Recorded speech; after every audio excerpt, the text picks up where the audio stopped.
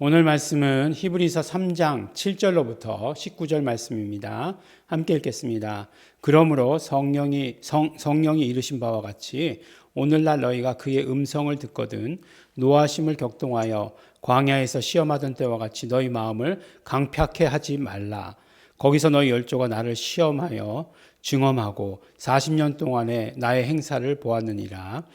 그러므로 내가 이 세대를 노하여 가로되 저희가 항상 마음이 미혹되어 내 길을 알지 못하는도다 하였고, 내가 노하여 맹세한 바와 같이 저희는 내 안식에 들어오지 못하리라 하셨다 하였으니, 형제들아 너희가 삼가 혹 너희 중에 누가 믿지 아니하는 악심을 품고 살아계신 하나님에게서 떨어질까 염려할 것이요 오직 오늘이라 일컫는 동안에 매일 피차 권면하여 너희 중에 누구든지 죄의 유혹으로 강팍해 됨을 면하라. 우리가 시작할 때 확실한 것을 끝까지 견고히 잡으면 그리스도와 함께 참여한 자가 되리라. 성경에 일렀을 때 오늘날 너희가 그의 음성을 듣거든 노하심을 격동할 때와 같이 너희 마음을 강팍해 하지 말라 하였으니, 듣고 경록해 하던 자가 누구뇨? 모세를 조차 애굽에서 나온 모든 이가 아니냐? 또 하나님이 40년 동안에 누구에게 노하셨느뇨? 범죄하여 그 시체가 광야에 엎드린 자에게가 아니냐? 또 하나님이 누구에게 맹세하사 그의 안식에 들어오지 못하리라 하셨느뇨? 곧 순종치 아니하던 자에게가 아니냐? 이로 보건대 저희가 믿지 아니함으로 능히 들어가지 못한 것이라. 아멘. 네, 오늘 말씀을 보면 이제 히브리서의 저자에 대해서 우리가 다시 생각해 볼 수 있는 그런 기회가 되죠. 무슨 말씀인가 하면 히브리서 기자는 분명히 구약에 대해서 정통한 사람이다라고 이렇게 말씀 가운데 나누었습니다. 구약에 정통했다는 말이 어떤 의미일까요? 네, 그냥 구약을 잘 알고 있었다? 네, 그런 의미가 될까요? 오늘날 이제 많은 그 목사님들이 구약을 설교를 하죠. 구약의 본문을 가지고. 근데 그 구약의 본문을 가지고 설교할 때 그 구약의 본문을 잘 설교한다는 게 어떤 의미일까요? 네. 근데 지금은 이제 대부분 구약은 대부분 메시지로서 설교를 해요. 이 말씀이, 이 사건이 주시는 메시지가 무엇이다. 그러니까 뭐 메시지에는 어떤 교훈이 포함될 수도 있고, 또 우리의 어떤 신앙 생활해야 되는 그런 어떤 모습이 포함될 수도 있고, 그 다음에 이제 뭐 어떤 도덕 같은 것들이 포함될 수도 있고, 신앙 윤리 같은 것들, 뭐 그런 것들이 포함될 수 있겠죠. 근데 이제, 그러면 구약을 잘 알고 잘 설교한 것인가? 라고 이렇게 물어볼 때, 그런가? 라는 생각이 들기도 하죠. 근데 지금은 이제 구약을 설교하면 그렇게 설교들 해요. 그리고 어떤 면에서 구약을 설교하기가 편합니다. 네. 구약에 있는 사건들, 네, 다 이제 그 구약에 있는 사건들, 역사적인 사건들 아니에요? 유대인들에게는 역사잖아요.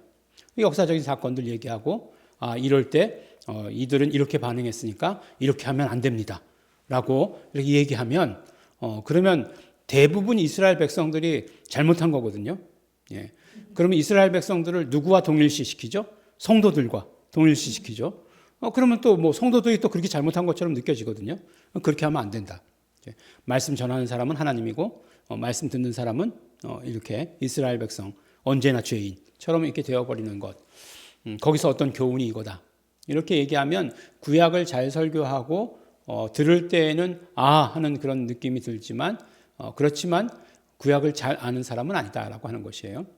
근데 오늘 우리 히브리서 기자는 그게 누구든지 간에, 바울이든지 바나바든지 간에, 바울의 제자든지 또 다른 누구든지 간에 어떻게 하냐면 이 히브리서를 굉장히 그 신약 성경과 잘 연결시키고 있다는 거예요.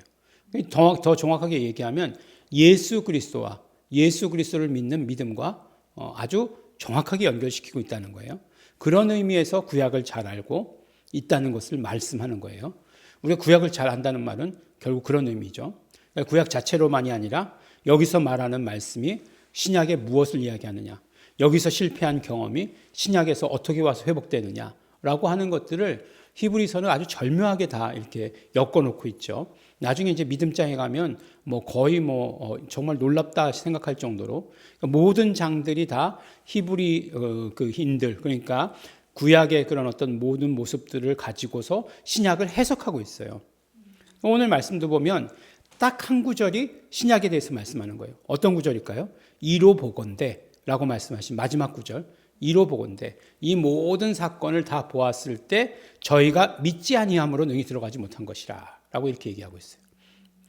믿지 아니함으로. 근데 그 구약에서 그럼 구약의 이 사건 이제 무슨 사건인지 함께 나누게 될 건데 이 사건이 믿음에 대한 사건인가? 라고 이렇게 생각해 보면 그렇지 않아요. 보니까 오늘 성경에 이르거든 오늘날 너희가 그의 음성을 듣거든 하나님의 음성을 듣거든 노하심을 격동하여 광야에서 시험하던 때와 같이 너희 마음을 강팍해 하지 말라라고 이렇게 이야기하고 있습니다.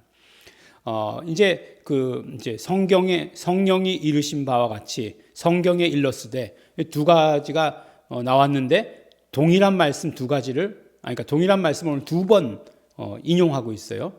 두 번 인용하고 있어요. 무슨 얘기일까요? 되게 강조겠죠. 되게 강조죠. 똑같은 말씀을 두 번이나 인용해가지고 성령이 이르신 바와 같이 오늘날 그의 음성을 듣거든 너희가 그의 음성을 듣거든 그러니까 7절에서부터 9절까지 8절까지 그리고 15절에 두 번이나 똑같은 단어가 나와 있어요. 문장이 나와 있어요. 뭐라고 말씀하시는 거냐? 뭘 강조하시는 거냐? 너희 마음을 강팍해 하지 말라. 발음도 어려워요. 강팍하다. 마음이 강팍하다. 어떤 뜻일까요? 마음이 강팍하다. 어쨌든지 간에 강팍하다는 건 뭐냐면 약간 이렇게 단단해지는 거 그런 걸 말하는 것 같아요. 그래서 언제나 우리 마음은 어떻게 된다고요? 말랑말랑해야 된다는 거예요. 말랑말랑해야 된다. 늘 말씀드리죠. 개가 병이 나면 어떻게 된다고요? 열이 나거나 하면은 코끝이 물기가 없어져요. 그렇게 하면 안 된다고 그랬죠. 그것과 마찬가지로 우리 마음은 항상 말랑말랑해야 돼요. 우리 심장은 항상 말랑말랑해야 돼요. 어저께 이제 그 주일 설교 말씀을 이제 준비하기 위해서 이게 보니까 이제 함께 고통을 느끼다, 고통을 함께하다, 공감하다라고 하는 것. 이제 공감이라고 하는 건 컴패션이에요. 컴패션 또 이제 함께 고통을 느끼는 건 sympathy라고 얘기해요. sympathy. 그러니까 심이라고 하는 것은 함께라는 뜻이고 패스는 파토스에서 나온 말이겠죠. 파토스라고 하는 것은 고통을 이야기하는 거잖아요. 그래서 이제 고통 그것을 이제 함께하는 것을 말해요.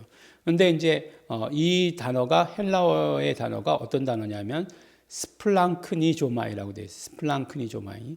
스플랑크니가 이제 명사인데 그게 뭐냐면 이 안에 장기예요, 장기. 왜 그래서 이제 애 끓는 이렇게 얘기할 때 애가 뭐예요? 애가 장기잖아요.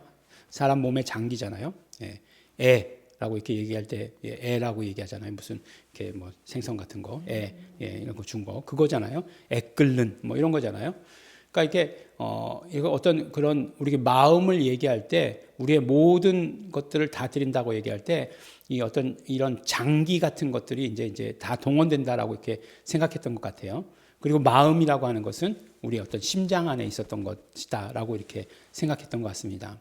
뇌과학자들에게 물어보면 마음이 심장에 있다고 얘기할까요? 머리에 있다고 얘기할까요?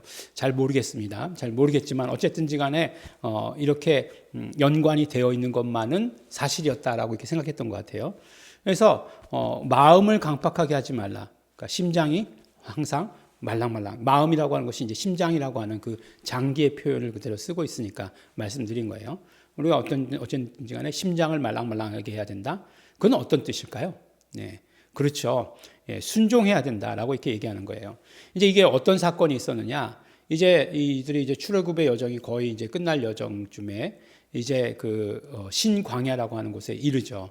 신광야라고 하는 곳에 이르는데 광야라고 하는 곳이 언제나 모든 것들이 다 풍족한 그런 곳인가요? 그렇지 않죠. 그래서 여기서는 파종도 할 수 없고 무화과도 없고 포도도 없고 석류도 없고 결정적으로 마실 물도 없다. 라고 이렇게 얘기합니다. 마실 물도 없다 그렇게 얘기해요. 그러니까 하나님께서 그 원망하는 소리를 들으시고 이제 그 모세에게 일르죠. 지팡이로 바위를 쳐라라고 이렇게 얘기하죠. 지팡이로 바위를 치라고 그러는데 그 지팡이로 바위를 2번 치죠. 2번 쳐가지고 그것을 이제 무리바에서 일어난 사건, 그래서 무리바 사건 이렇게 얘기하지 않습니까? 근데 이제 이걸 가지고 뭐라고 얘기하냐면 너가 순종치 않았기 때문에, 말씀에 순종치 않았기 때문에 어떻게 한 번만 쳐야 될 걸 2번 쳤다는 거죠. 그래서 이제 너희는 약속의 땅에 들어가지 못한다라고 이렇게 말씀하신 것이에요. 근데 신명기에서 이 사건을 가지고 이야기할 때 그것은 순종치 않았기 때문이다라고 이렇게 결론을 내려주시는 거죠. 그래서 오늘 말씀해 보니까 맨 마지막에 뭐라고 돼 있어요? 순종치 아니하던 자에게가 아니냐라고 이렇게 얘기하고 있어요. 그래서 우리가 강팍하다라고 하는 것의 반대는 어떤 말이라고요? 순종하다라고 하는 그런 말씀이에요. 그런데 그럼 순종이라고 하는 것이 결국 무엇이었을까? 그 율법을 지키는 것을 말한 것일까요? 그 어떤 것들 한 번 쳐야 되는 것을 2번 친 것 잘못, 그 행위를 말한 걸까요? 이 순종한다라고 하는 것이 결국 무엇일까라고 하는 것을 잘시 생각해 볼 수 있게 되는 거죠. 히브리서 말씀을 통해서. 그러면 구약의 순종과 지금 신약의 믿음이 어떤 관계가 있는 것이냐 이야기해 주시고 계시잖아요. 순종치 아니하던 자에게 안식에 들어오지 못하리라 하였는데 이로 보건대 저희가 믿지 아니함으로 능히 들어오지 못한 것이다. 그러니까 순종치 못한 것하고 믿지 아니한 것하고를 같은 것이라고 얘기하고 있잖아요. 그러면 우리가 어떻게 생각해야 될까요? 율법을 지키지 않는 게 믿지 않는 거다라고 생각해야 될까요? 거꾸로 가야 될까요? 그게 아니라는 거죠. 어렵습니까? 말씀이 어렵습니까? 새벽이니까 조금 이렇게 생각해 보면서 우리가 또 이렇게 머리를 깨울 필요도 있죠. 그러면 분명히 히브리서 기자는 순종치 않은 것하고 믿지 아니하는 것하고를 같은 것으로 여겼는데 그것이 무엇일까? 그러면 결국 히브리서 기자가 말하는 순종이 무엇인지를 알아야 되는 거죠. 순종이라고 하는 것은 결국 무엇이냐? 이스라엘 신앙 가운데 가장 뿌리 깊게 박혀 있었던 것은 무엇이냐면 하나님이 우리와 함께 하신다예요. 하나님이 우리와 함께 하신다. 하나님이 우리와 함께 하시는 것을 거부하는 것은 순종치 아니하는 것이 되는 거예요. 그러니까 하나님이 우리와 함께 하시는 것을 믿는 것이 순종인 거예요. 지금 여기에서 하나님이 우리와 함께 하시는 것을 믿는 것, 그게 순종이에요. 그런데 결국 믿지 아니하였다는 건 뭐였죠? 하나님이 우리와 함께 하시지 않는다고 생각한 거예요. 물이 없고 불평한 거죠. 그래서 불평한 거죠. 하나님이 계시면 불평하겠어요? 하나님이 여기 계시는데 왜 불평하겠어요? 하나님, 저희가 지금 물이 없습니다 라고 이렇게 말씀드리겠죠. 불평하지 않겠죠. 뭐라고 얘기하고 있습니까? 광야에서 시험하던 때 이렇게 얘기하고 있지 않습니까? 이스라엘 자손과 여호와가 다투었다라고 이렇게 표현하고 있어요. 그 민수기 표현을 보면 다투었다라고 얘기하고 있는데 그럼 그게 다툴 일입니까? 하나님이 계시면 하나님, 물이 없습니다. 목이 마릅니다. 우리를 긍휼히 여겨 주십시오 라고 말씀드릴 거잖아요. 그런데 믿음이 없으니까 불평하기 시작하는 거죠. 믿음이 없는 사람들의 특징이 뭐죠? 하나님이 계시다면 이렇게 할 수 없어 라고 말하는 것이 믿음 없는 사람들의 언어의 특징이에요. 근데 우리는 그렇게 얘기하면 안 되죠. 우리는 그렇게 얘기하지 않는 것이 아니에요. 하나님, 물론 하나님의 뜻이 있으셔서 지금 이 모든 일들에 대해서 내가 원하는 방향으로 안 되는 것처럼 보여집니다. 하나님. 어떻게 기도드려야 돼요? 하나님, 하나님의 뜻을 알려주십시오. 그리고 나의 지금 이 처지를 긍휼히 여겨주십시오 라고 이렇게 기도하는 거죠. 그죠? 그냥 저는 그렇게 생각해요. 되게 신앙 좋으신 분들 그렇게 기도하는 것 같더라고요. 내가 지금 이 상황 가운데 굉장히 막 잘못돼 가는 상황이에요. 이 상황 가운데서 하나님의 뜻을 알려주십시오. 알아서 뭐하게. 물론 알면 속 시원은 하겠죠. 속 시원은 하겠지만 알려주십시오라고 하는 것은 어떤 마음속에 그런 게 담겨 있냐면 언젠가는 잘 되게 해주실 것이라는 것을 알려주십시오. 그런 뜻은 아닐 거예요. 신앙 좋으신 분들은 그렇게 기도하지 않을 거예요. 그런데 기도라는 건 그렇게 하는 건 아니라고 생각해요. 기도라는 건 지금 나를 긍휼히 여겨 주십시오 라고 기도하는 게 맞는 것 같아요. 그리고 나서 하나님께서 그 긍휼함을 이루어 주시는 것은 그건 하나님의 속하신 거니까 그걸 내가 뭐 이렇게 하는 건 아니죠. 예. 같은 얘기인가요? 결국은 앞뒤가 다 같은 얘기인가요?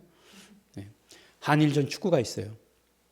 우리는 한일전 축구하면 반드시 한국이 이겨야 돼요. 한국 크리스찬들은 한국 이겨라 기도할 것이고, 일본에도 크리스찬들이 있어서 그것을 위해서 기도하면, 일본의 크리스찬들이 축구를 위해서 기도한다는 얘기 못 들어본 것 같은데 일본 이겨라 기도할 것 같아요. 예. 어떤 분들이 그렇게 얘기하더라고요. 공의로우신 하나님께 그렇게 기도하는 건 잘못이다라고 얘기하더라고요. 저는 그렇게 생각하지 않습니다. 한국은 한국 크리스찬 나름대로 최선을 다하고, 일본은 일본 크리스찬대로 크리스찬을 다하고, 그 다음에 공의를 이루시는 것은 하나님이시죠. 예. 저는 그렇게 생각합니다. 예. 그것이 맞는 것이다라고 생각해요. 그것이 올바른 신앙생활이다라고 생각해요. 근데 뭘 얘기하다 그랬느냐? 결국 우리가 하나님이 함께 하심을 믿는 것. 그것이 뭐라고요? 순종함의 아주 핵심이라고 하는 것이. 이들 이스라엘 백성들의 믿음 가운데서나 우리의 믿음 가운데서나 핵심은 하나님이 우리와 함께 하심을 믿는 것이에요. 그래서 함께 하시기 위해서 예수님 오셨고, 내가 세상 끝날까지 항상 너희와 함께 있으리라 라고 약속해 주신 것 아니겠습니까? 항상 함께 하시는 예수님을 믿는 것이 순종함인 것을 우리 기억하시는 우리 성도 여러분들. 그래서 오늘도 하나님께서 지금 여기에 이 순간에도 나와 함께 하시는 하나님을 믿으시는, 그 하나님과 서로 교통하시는, 교제하시는 우리 성도 여러분 되시기를 예수 이름으로 축원합니다. 기도하겠습니다. 하나님 아버지 감사합니다. 우리 오늘 말씀을 통해서 구약에서 말씀하셨던 그 순종함이 무엇인지를 오늘 우리 또 깨닫게 하여 주신 건 너무나 감사드립니다. 우리의 마음을 강팍하게 하여서 하나님의 여기 계심을 믿지 못하는 자가 아니라 하나님이 항상 우리와 함께 계심을 믿는 자 될 수 있도록 축복하여 주시옵소서. 감사드립니다. 예수님 이름으로 기도드렸습니다. 아멘. 그러므로 이 시간에 기도하실 때 나에게 믿음을 더하여 주시옵소서. 하나님, 믿는 자 되기를 소원합니다. 성령님께서 함께하여 주셔서 예수 이름으로 말미암아 항상 하나님께서 이곳에 우리와 함께 하시는 것을 경험하게 하여 주시옵소서. 우리 다 같이 통성으로 기도하시겠습니다.